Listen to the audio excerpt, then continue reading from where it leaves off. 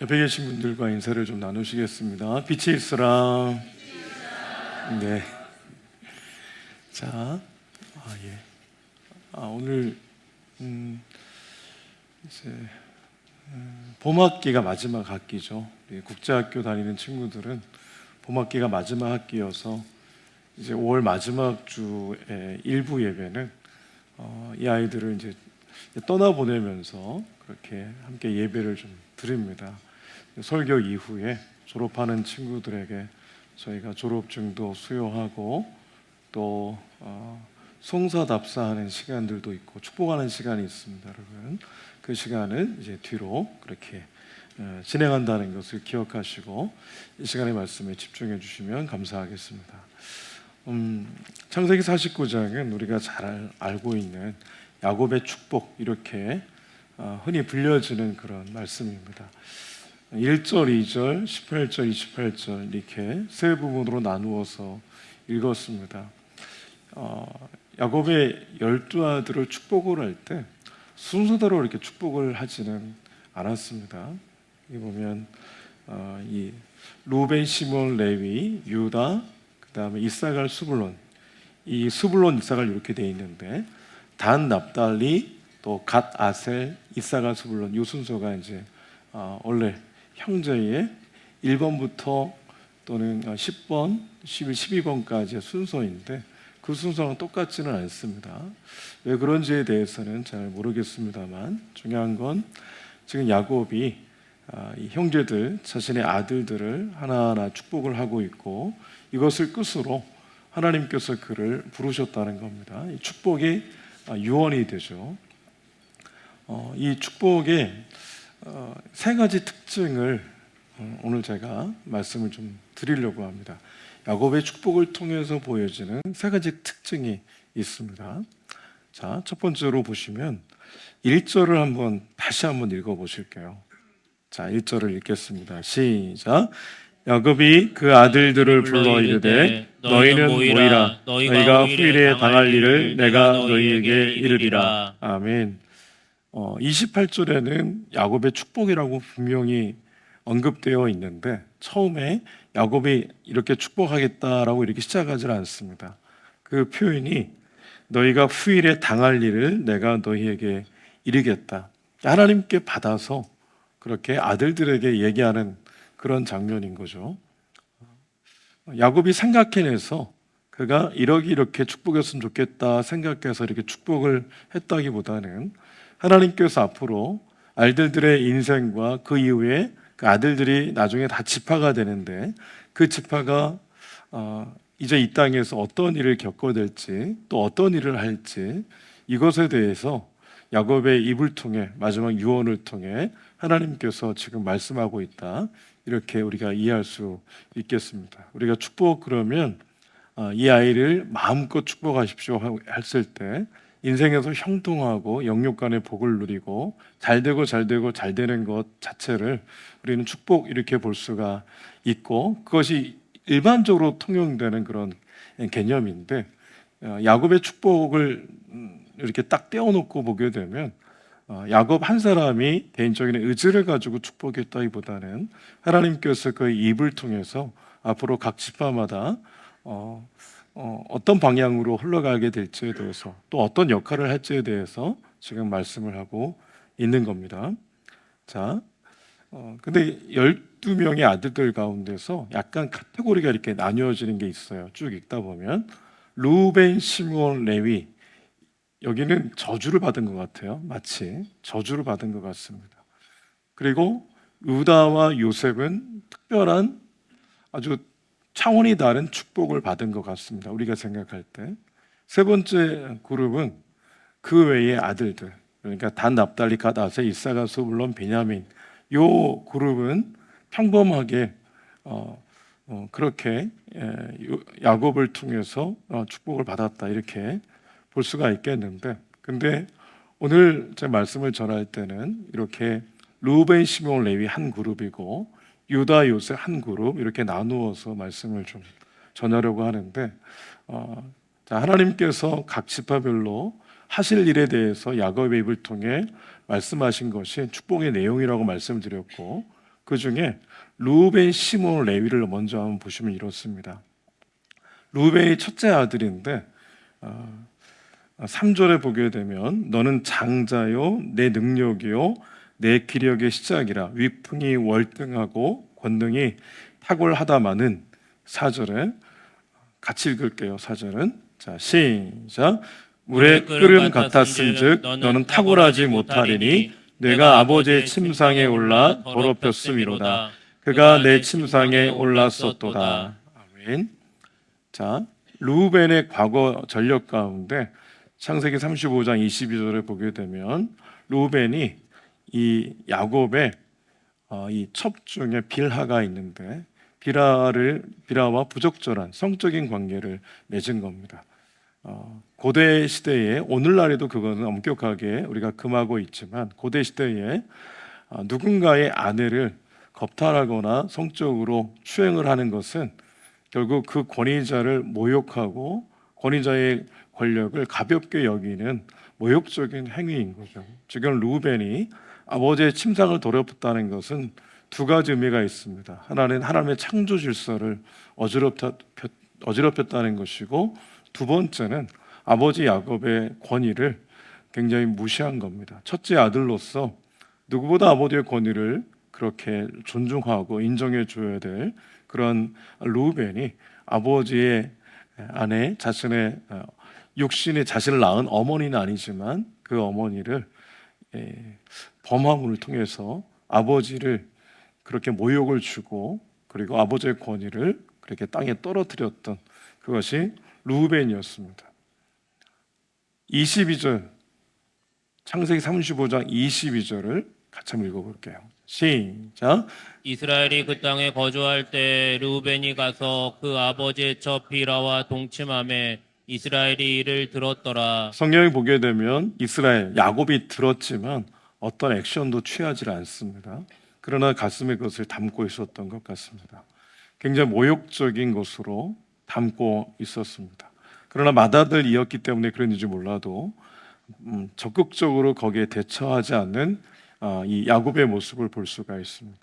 이후에 이제 가나안 땅의 이스라엘 백성들을 하나님이 그렇게 약속 땅으로 이끄실 때 그들에게 율법을 주잖아요. 율법에도 이 관련해서 언급이 되는 것을 보게 됩니다. 레위기 20장 11절을 읽어볼게요. 자, 시작. 누구든지 그의 아버지의 아내와 동침하는 자는 그의 아버지의 하츠를 범하였은즉 둘 다 반드시 죽을지니 그들의 피가 자기들에게로 돌아가리라. 아멘. 예, 아버지의 아내, 자신의 어머니죠. 동침하는 자는 아버지의 하츠를 범한 것이기 때문에 반드시 둘 다 죽여야 된다. 그래서 그 공동체를 건강한 공동체로 지켜가야 된다. 이렇게 율법적으로 이 근거를 만들어서 공동체를 지키도록 하셨던 것을 우리는 기억을 합니다. 여러분, 르우벤의 이 범죄는 엄청 큰 범죄입니다. 마지막 야곱이 축복을 할 때 하나님께서 이것을 들춰내듯이 얘기를 합니다. 이 사건을 통해서 르우벤은 장자의 권리를 다 잃어버리게 됩니다. 장자의 권리, 그 경제적인 권리, 이 장자는 다른 아들에 비해서 2배의 그런 기업을 받게 되어 있습니다. 2배의 복을 받아야 되는데 르우벤이 그것을 상실하죠. 경제적인 권리를 상실하고 정치적인 권리를 상실합니다. 경제적인 권리는 누구에게 갔냐면 요셉에게로 가게 되고 정치적인 권리는 유다에게 가게 되죠. 그리고 영적인 권위는 레이지파이로 가는 것을 보게 됩니다. 모든 것을 잃어버리게 됩니다. 그러나 참 놀라운 게 있습니다. 그럼에도 불구하고 르우벤은 가나안 땅에 그 후손들이 들어갔고 기업을 분배받았다는 것입니다. 이것은 잠시 다시 한번 살펴보도록 하겠습니다. 시므온과 레위도 마찬가지죠. 시므온 따로 레위 따로 그렇게 축복하지 않았습니다. 싸잡아서 한 세트로 묶어서 그들을 축복이 아닌 저주를 하는 것을 보게 됩니다.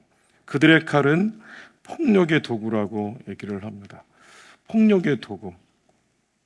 시므온과 레위가 자신의 여동생이 있죠. 디나가 세겜성에 야곱이 정착을 했을 때, 야곱 일가가 정착을 했을 때 세겜성에 이제 갔다가 거기서 이 성폭행을 당하게 됩니다. 디나가 그것 때문에 너무 마음이 어려웠는데, 근데 세겜성의 추장이 하몰이 이제 세겜이 디나를 사랑하는 걸 보고 결혼을 시켜야겠다 생각을 하죠. 그래서 찾아갑니다. 그랬을 때 야곱이, 그리고 야곱의 아들들이 회의를 해서 우리와 결혼을 하려면 당신이 할례를 받아야 됩니다. 그래, 할례를 행하도록 하죠.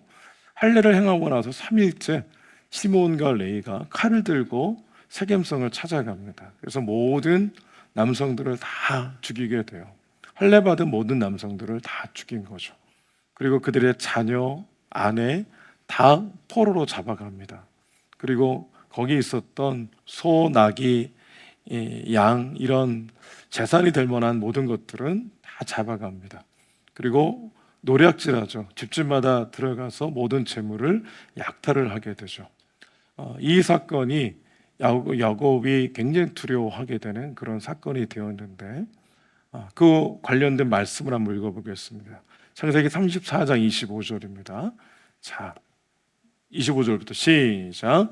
제3일에 아직 그들이 아파할 때 야곱의 두 아들 디나의 오라버니 시몬과 레위가 각기 칼을 가지고 가서 몰래 그 성읍을 기습하여 그 모든 남자를 죽이고 29절도 읽을까요?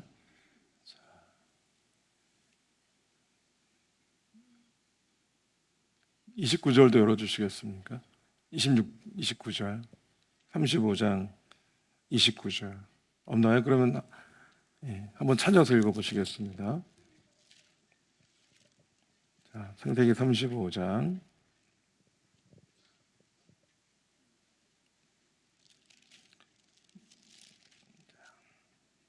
34장 29절입니다. 34장 29절.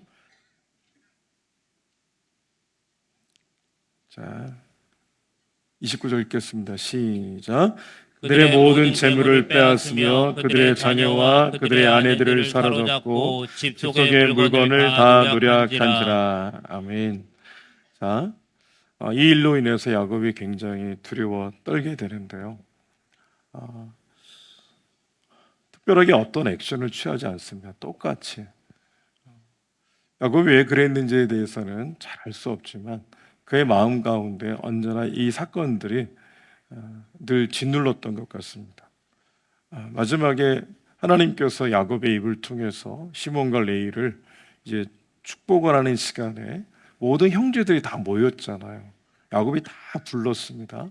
형제들을 다 불렀는데 그 자리에서 루벤 너는 이런 죄를 졌고 그래서 너는 이러이러한 벌을 받고, 시몬과 레이는 그때 너 그런 일을 했는데 너희들의 그 칼은 정의의 칼이 아니라 폭력의 도구였다. 그러면서 마지막에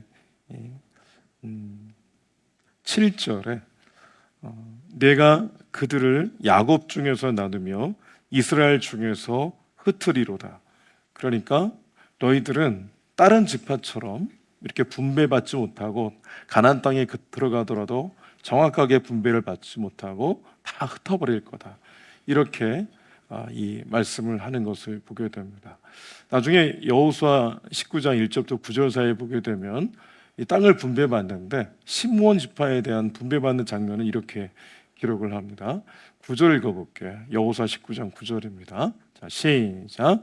시므온 자손의 이 기업은 유다 자손의 기업 중에서 취하였으니 이는 유다 자손의 본 것이 자기들에게 너무 많으므로 시므온 자손이 자기의 기업을 그들의 기업 중에서 받음이었더라. 아멘. 한마디로 뭐냐면 유다 지파가 분배받은 땅이 워낙 많아가지고 그 안에 유다 지파의 경계 구역 그 안에 시므온 지파를 위해서 일부를 조금 나눠준 거예요. 지도를 한번 보여주시겠습니까? 지도를 보시게 되면 맨 아래에 유다 지파의 분배받은 땅이 있는데 그 중에 그 안에 시몬 지파가 마치 딱 갇혀 있듯이 그 일부를 그렇게 분배받는 것을 보게 됩니다. 나중에 시몬 지파는 조금씩 흩어지기 시작해요. 그래서 유다 지파에 흡수되듯이 되듯이 그 정체성을 상실하게 되는 것을 보게 됩니다. 그러나 레위 지파는 똑같은 흩어버리겠다고 하는 말씀을 하나님께서 하셨는데 그 형식적으로 보게 되면 시몬 지파처럼 땅을 분배받지 못했습니다. 하나님께서 흩으셨죠. 모든 이스라엘 전 지역으로 흩으셔서 48개의 성읍에 나누어 살도록 하셨어요.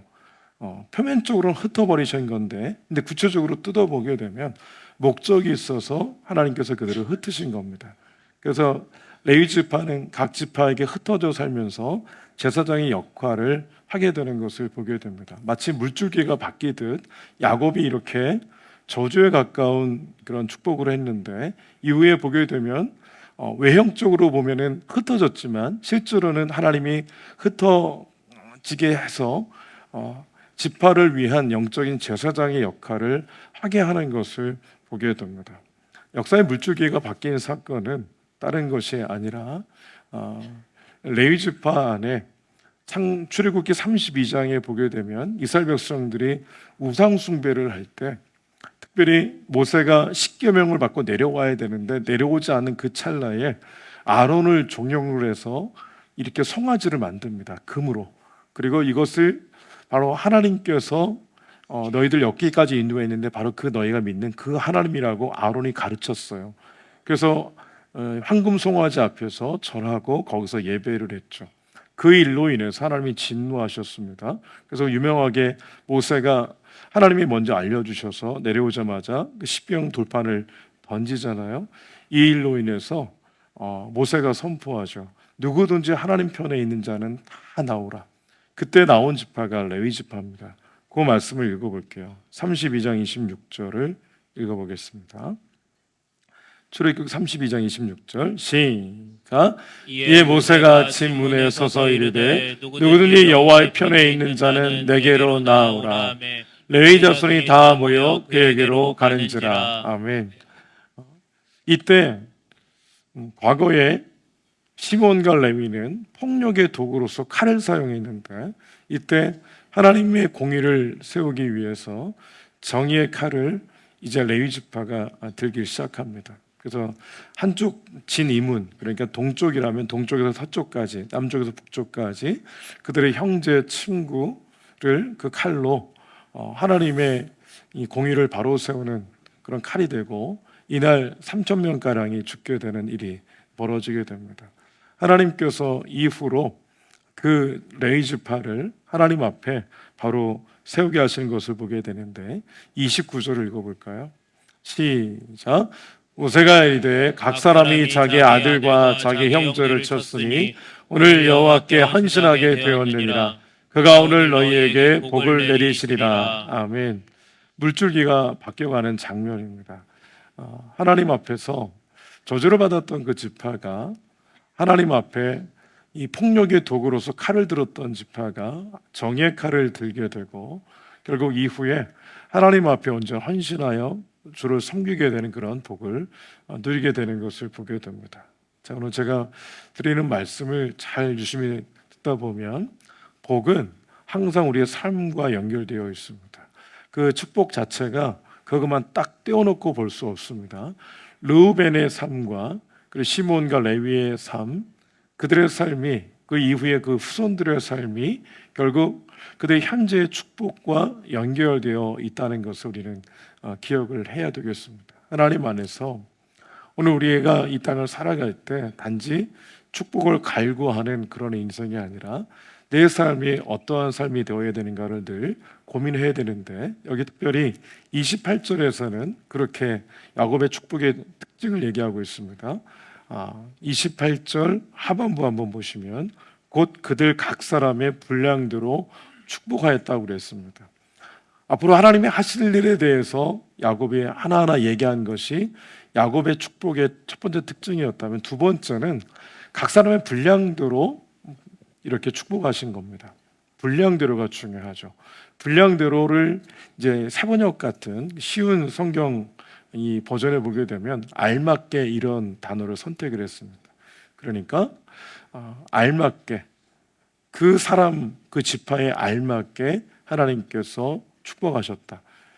그 알맞게라는 단어를 통해서 뭘 알 수 있냐면 특별히 유다, 요셉 같은 인물들을 특징적으로 보게 되면 결국 그들의 삶과 연결되어 있다는 것을 다시 한번 확인할 수가 있겠습니다. 결국 하나님이 뭘 만드신 거냐면 그릇을 만드신 겁니다.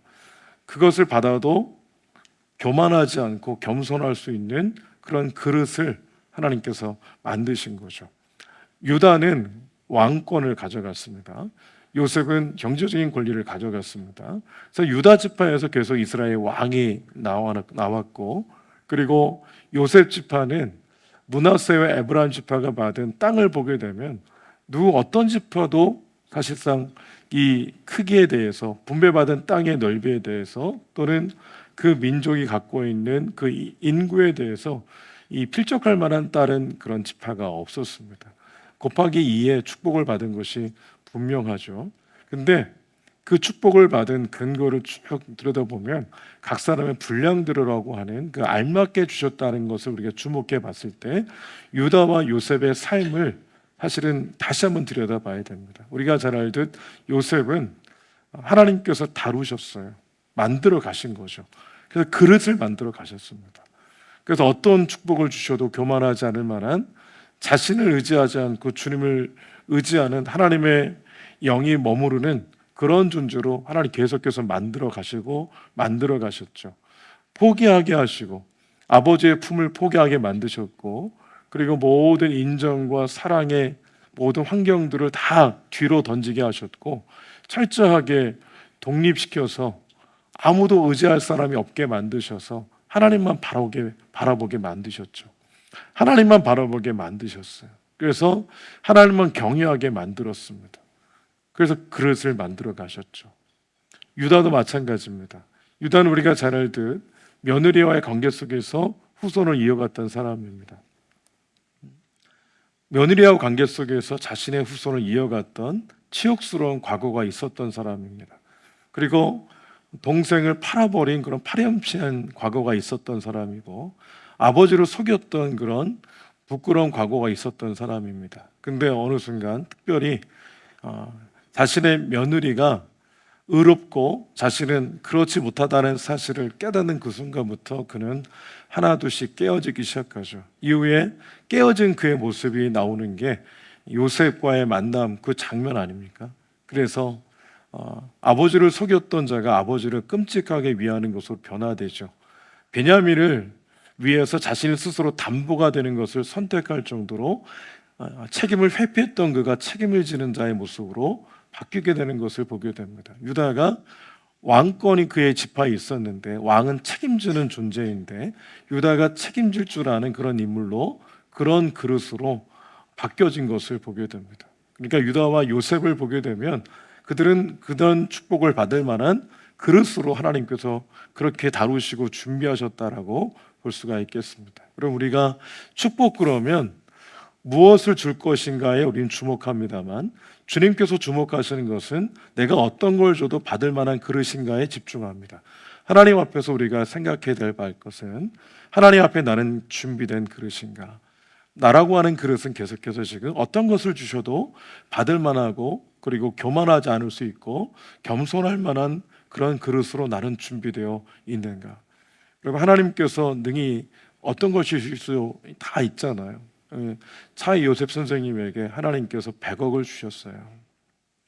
100억을 주셨어요.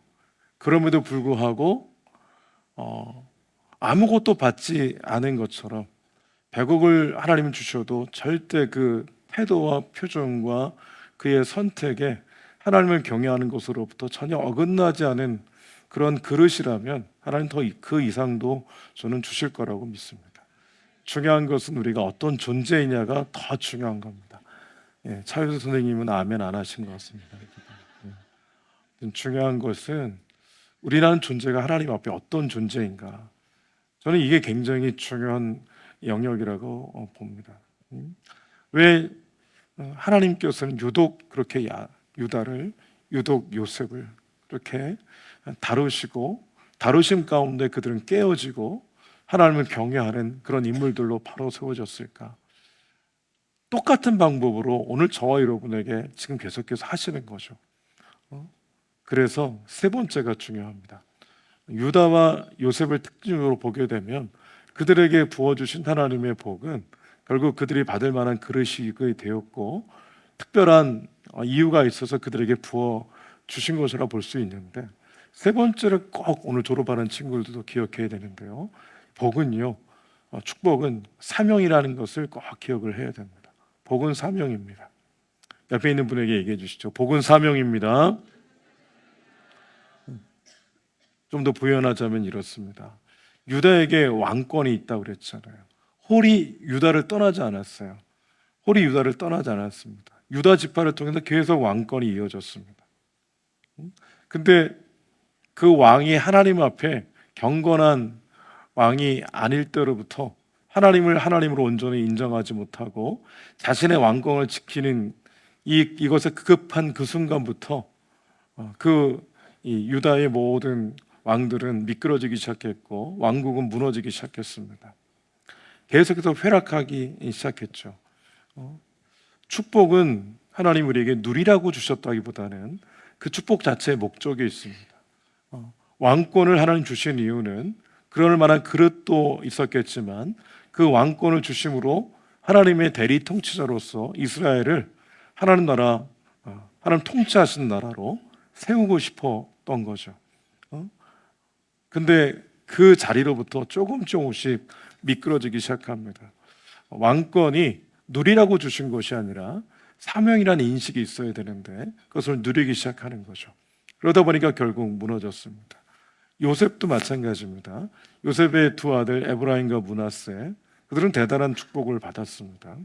그래서 남쪽은 유다, 북쪽은 에브라임, 므낫세가 거의 이 실권을 장악할 만큼, 특별히 이 솔로몬이 죽은 다음에 나라가 두동강이 날 때 북쪽 이스라엘 왕국이 시작이 되는데 그 출발이 여로보암이라는 인물이었습니다.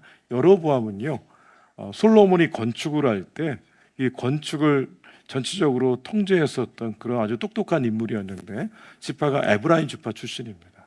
그러니까 에브라임 지파는 북쪽에 있어서는 대단한 영향력이 있었던 그런 지파였는데, 특별히 에브라임 지파로부터 여로보암에게 왕권을 주어서 북쪽을 다스리게 했는데 결국 그가 우상숭배의 길로 걸어가게 되는 것을 보게 됩니다. 다 무너집니다. 하나님께서 주신 축복이 누리라고 주신 것이 아니라 내가 그럴 만해서 받을 만한 당연한 자격이 있기 때문에 내게 부어주신 것으로 착각하는 순간부터 그들은 무너지기 시작했다는 것을 꼭 기억하셔야 됩니다. 하나님 앞에서 유다 지파나 요셉 지파를 통해 우리가 깨닫는 것은 축복은 그 자체로 하나님 앞에 감사함으로 받아 누리면 되는데 거기서 머무르면 안 되고 이것을 통해서 하고자 하시는 사명이 있다는 것을 꼭 기억을 해야 됩니다. 그래서 이렇게 생각하셔야 됩니다. 어떤 분에게는 이 돈의 흐름을 잘 알아서 돈을 잘 버는 능이 있는 그런 분들이 있어요. 근데 어떤 분은 그렇지 않거든요. 다른 사람과 차별화된 나만의 무엇이 있을 수 있잖아요. 하나님께서 오늘 18절에 보게 되면 야곱이 갑자기 축복하다가 그렇게 선포하듯이 얘기를 하죠. 여호와여, 나는 주의 구원을 기다리나이다, 이렇게 얘기했어요. 그러니까 궁극적으로 야곱이 이 축복을 하면서 기대하는 것은 구원의 문제였습니다. 근데 저와 여러분이 예수님을 통해서 구원을 받았어요. 구원받은 우리가 이 땅을 살아갈 때 마태복음 25장의 달란트 비유처럼 하나님께서 우리에게 주신 달란트가 있어요. 근데 달란트는 묵혀두라고 주신 것이 아니라 그것을 가지고 주인 앞에, 맡겨주신 주인 앞에 충성되게 그 적은 것에 충성하는 그 길을 걸어가라고 주님께서 우리에게 그것을 주신 거고, 주인을 위해서 살라고 그것을 주신 거잖아요. 그러니까 이웃에게 한 것이 죽게 한 것이고, 그리고 어려운 이웃에게 한 것이 죽게 한 것이라고 그렇게 주님은 말씀하고 계신데, 오늘 구원의 은혜를 받은 우리가 이미 복을 받았고 이 세상을 사는 날 동안에 하나님께서 어떤 달란트든, 그게 한 달란트든 두 달란트든 다섯 달란트든 우리에게 맡기신 것이 있는데, 그 맡기신 것을 가지고 내가 오늘이라고 하는 시간 동안에 맡기신 주님의 목적대로 그 달란트를 사용하여 충성되이 걸어갈 때, 그게 바로 복을 누리는 길이 아니라 바로 복이 사명인 줄 알고 걸어가는 그런 길이다 말씀드릴 수 있겠습니다. 좀 더 이렇게 설명드릴 수 있겠어요. 내가 다른 사람보다 돈을 더 잘 버는 등이 있다면 그것은 단지 복을 누리라고 준 것이 아니라 그 자체는 사명이라는 것을 꼭 기억하셔야 됩니다. 내게 다른 사람은 경험하지 않았는데 유독 나만 특별하게 경험한 것이 있을 수 있습니다. 그렇다면 그것은 곧 사명이라는 사실을 기억을 해야 됩니다. 내가 다른 사람보다 더 많이 배웠어요. 더 욕심도 있고 그래서 더 많이 배웠어요. 학위도 여러 개가 있고. 그분들은 뭐합니까?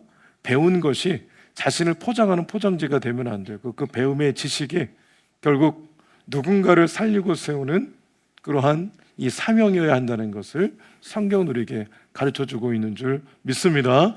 남과 특별하게 모든 사람이 다 겪을 수 있지만 유독 내가 특별한 상처를 입을 수 있어요. 모든 사람은 겪지 않지만 유독 나에게 이 상처를 하나님이 경험케 하실 때가 있습니다. 그리고 그 상처로부터 내가 치유받을 때가 있어요. 그렇다면 그 상처와 치유는 내게 있어서 또 다른 의미에서 축복과 사명이 되는 겁니다. 그래서 나와 똑같은 아픔을 겪고 있는 누군가를, 똑같은 상처로부터 치유의 과정을 거쳐가고 있는 그를 하나님께서는 도우라고, 그래서 그 상처 또한, 그 치유 또한 축복의 도구로, 사명의 도구로 하나님께서는 그렇게 구별하셨다. 그런 복을 우리에게 주셨다라고 해석할 수 있겠습니다. 여러분, 아이들이 공부해야 될 이유도 열심히 공부를 해서, 그리고 열심히 돈을 많이 벌어서, 열심히 권력을 얻어서, 그것이 목표 끝이 아니고 그 너머에 하나님께서 우리에게 주신 사명이 있다는 것.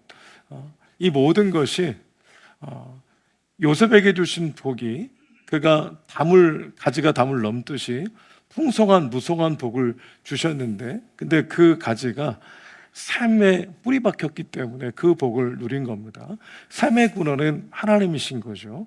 결국 하나님께서 복의 근원 되시는데, 하나님께서 우리에게 복을 주시는 그 이유는 우리를 통해서 또 다른 누군가를 살리고 세우는 그 일을 위해서 복을 주셨다는 것을 우리는 기억을 해야 됩니다. 오늘 8명이 졸업을 합니다. 여러분, 8명의 아이들이, 저는 좋은 대학 다 지나가길 원하고 좋은 학교에서 잘 배워서 좋은 직장 취업도 하고 자신이 꿈꾸는 인생 살아가기를 축복합니다. 그러나 거기가 끝이 아니라는 거죠.